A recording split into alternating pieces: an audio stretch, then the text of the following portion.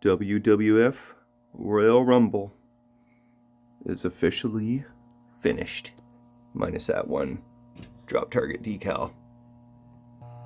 I said, you can't take that bitch nowhere. I look better with no hair. Ain't no sign I can't smoke here. Give me the chance and I'll go there. Everybody take their turns. So you, and then you, and then you. For the jackpot. Oh no. That's too sensitive, Michael. I'm Mike Dimas, and this is Pinball Shenanigans. Okay, back in the basement to work on WWF and fix the last few problems. And the first thing I checked was, well, I'm having an issue with these drop targets. They're not resetting. So I grounded all the transistors with the machine off. So I put one lead to the ground and one lead to all the metal tabs. You put your multimeter on tone, and if you hear a tone, then that means you got a short, and that's bad. Then none of them toned out. So I've looked in the manual and discovered that Q30 is the transistor responsible for the upper 3-bank drop target solenoid. So I found Q30, which is right there. And it looks okay. I'm just checking the wires here though. And this wire kind of just like looked bad, and I tugged on it just a little bit. And that happened. So I don't know, this looks like it might be responsible for wait a minute, Q30 is the end one, isn't it? So that may be the problem and solution. So I will put that back in properly, remove the old little piece that's in there, and see if we got drop target bank in action. Okay, pushed in that wire. It's a little bit of a pain in the butt getting that piece out and pushing that in, but hopefully it's good. So let's test this for the first time live. Shaker motor goes off every time you drop one of these, and the results are in. Yeah, that's awesome. And that opens up this diverter. I wonder what this guy does. Okay, just like a little mini kicker. It looks really bent out of shape. I'm gonna test that with a ball. Yeah, I don't know how reliable that's gonna be, but alright, that's one step in the right direction. Okay, yeah, so I tested this switch here, and it is not working very well at all. It's not springing back into place. It's kind of getting stuck, so I got to deal with that. Fortunately, that's not too big of a deal. I just removed this plastic. I should be able to access that. And then I was kind of testing out my pop bumper sensitivity, because they're not that sensitive, and I need to adjust that. And I discovered I'm missing a rubber there, so one of these should work. There we go, that's better.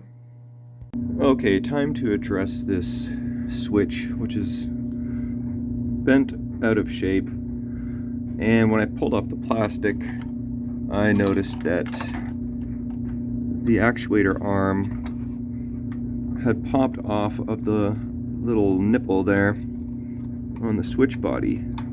So I think that this switch actuator used to be on the back nipple, and then that wore off. They moved it to the forward nipple, and they had to kind of compensate for that adjustment by bending this to friggin' all hell.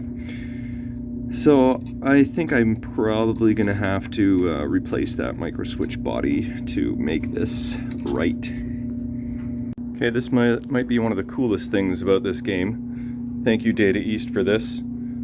I'm just testing the switch, and listen to the sound you get when the switch works.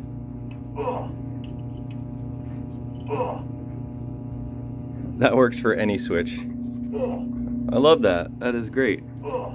So switch does work.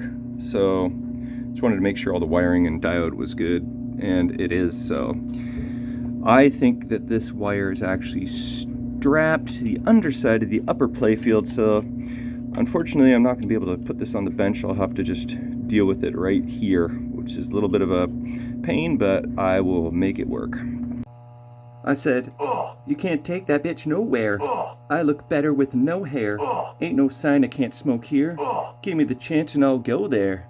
Okay, brand new DB3 Microswitch. Hey. Okay, yeah, I can hear it. It's clicking, I promise. And I got a diode on there ready to go.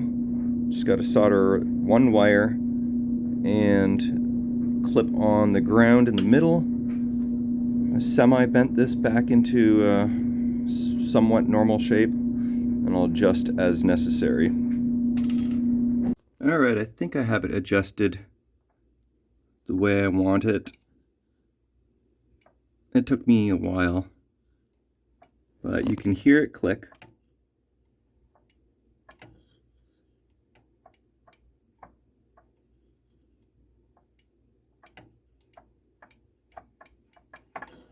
So I think that's going to be good. Let's see. If it's on the very outside, it's not closed. But if I let go, it closes. So it's very finicky. I've adjusted it 18 times, so I'm going to try it in gameplay and see how that works. Okay, so I guess the idea is that you hit the ball into that area, and the ball actually stays in there till the switch closes, and then it kicks it out. That's my guess, but that switch is not registering, so I need to adjust also. Oh, that's a new one.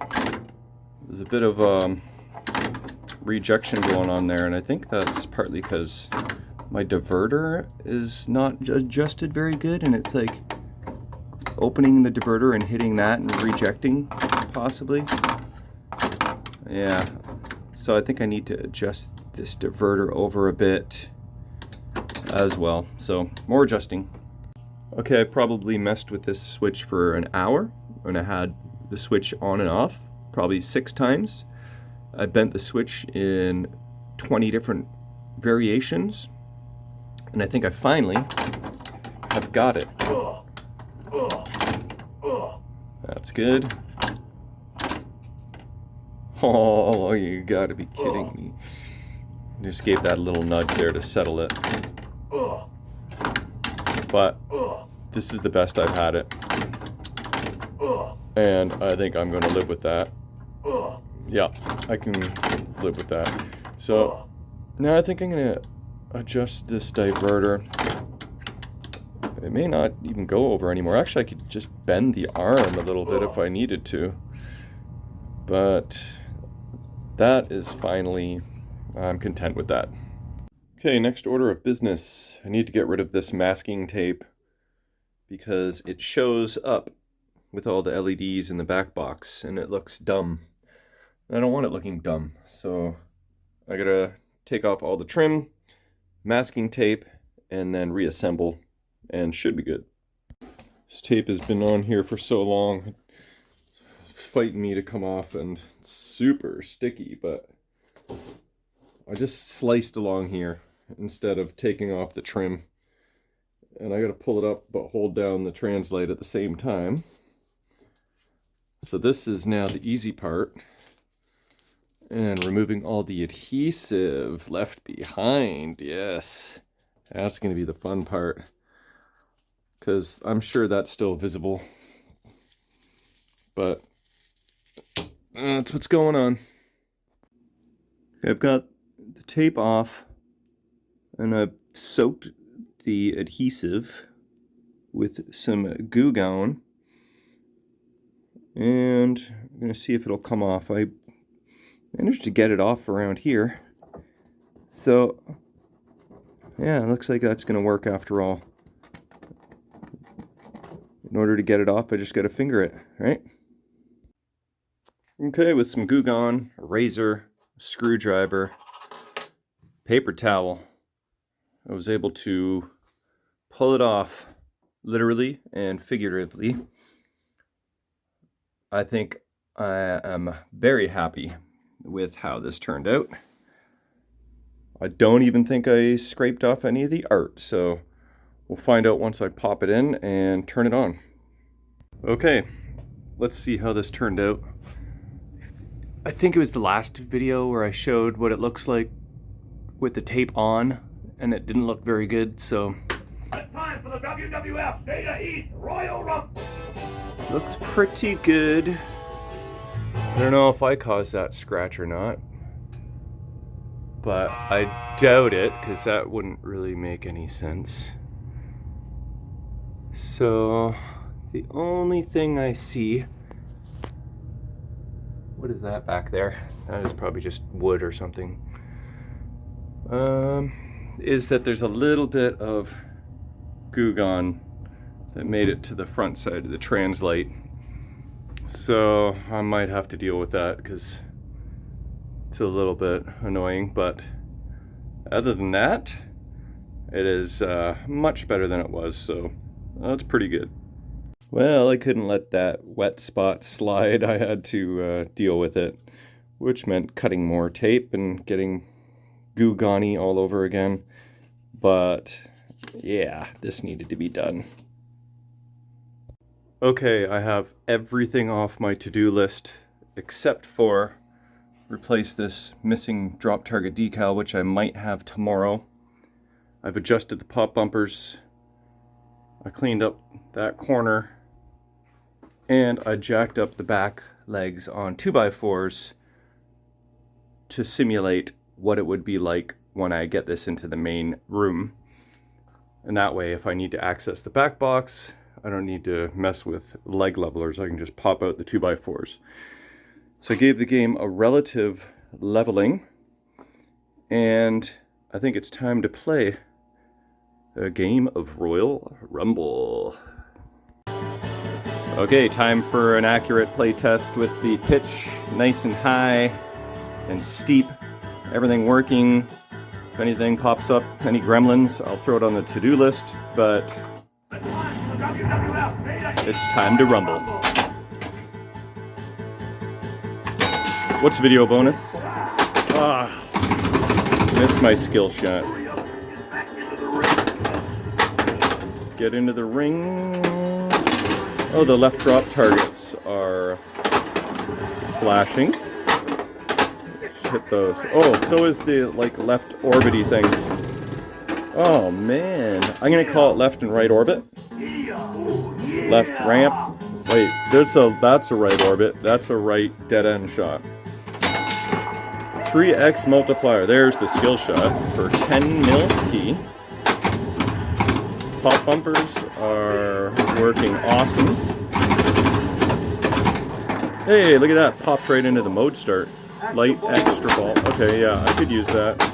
I could use that. I set it to 1 extra ball per game, too. And so, what do I need to shoot? The mode start on the left? Whoa, too bad there wasn't a kickback. I might have got the old back kick. Is this ball 3 already? Yikes.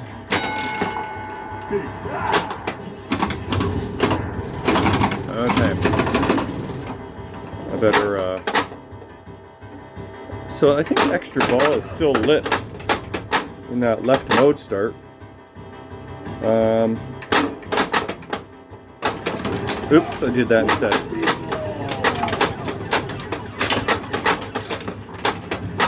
Let's get those drop targets. Oh, hey, that switch up there and the kicker thing worked. It's pretty cool, actually. Shaker motor is definitely very active, which is pretty sweet. Oh, it got in my way. Okay, come on, guys. Everybody take their turn. So you, and then you, and then you. For the jackpot. Oh no. That's too sensitive, Michael. You can't do that to yourself. Alright. Hey, I got a match. So, I will do a proper gameplay video soon, hopefully. Just learn the rules, get this maybe into the other room. I need to get something out of the other room. And yeah, so that's basically it for this series. Mish Machine is working well, so I'll have to bring in a new toy sooner or later, but just love how this one turned out. Anyway, thanks for watching the series. We'll see you on the next one. Okay, I'm just going to add this little clip in at the end of this video here. I didn't really go for a thorough tour of the finished product here. I still have to clean these and install that drop target decal, but I don't have that yet. But just thought I would go for a little final tour. I love how this turned out. It helped that it was in really nice shape to begin with, so that always makes things smoother. No plastic issues really to deal with. Slingshot plastics I replaced. Didn't really need to. And had Kevin fix up my ramp welds and bends there. But other than that, it was pretty straightforward, so love how this guy turned out. And yeah, the saga is not finished though. Once Kevin gets his hands on this bad boy, it will be a whole different story.